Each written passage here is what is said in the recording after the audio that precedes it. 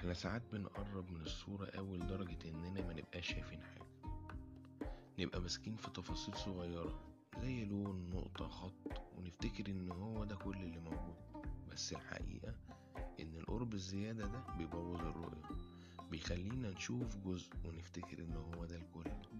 زي ما تقرب وشك من صورة لحد ما عينك تلزق فيها، ساعتها هتشوف الدنيا مش واضحة والخطوط مش باينة ومش هتفهم أي حاجة. ولو حد سألك انت شايف ايه، هتقول له والله مش عارف، شكلها كده حاجة بس مش واضحة.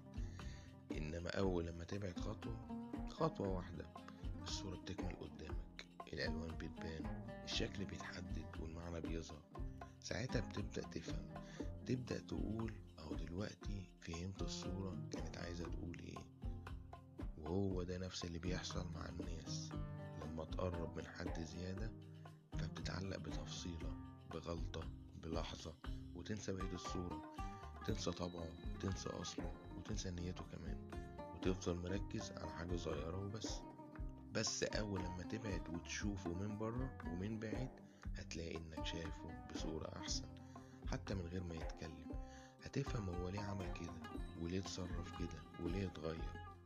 المسافة ساعات مش بعد، المسافة ساعات علاج، بتصلح نظرك، بتخليك تشوف الحقيقة من غير زحمة المشاعر ولا زحمة التوقعات.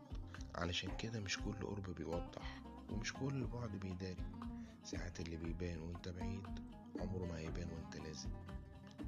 ودلوقتي السؤال بتاعنا، انت شايف انك دلوقتي قريب زيادة عن اللزوم، ولا محتاج تبعد شوية علشان الصورة توضح؟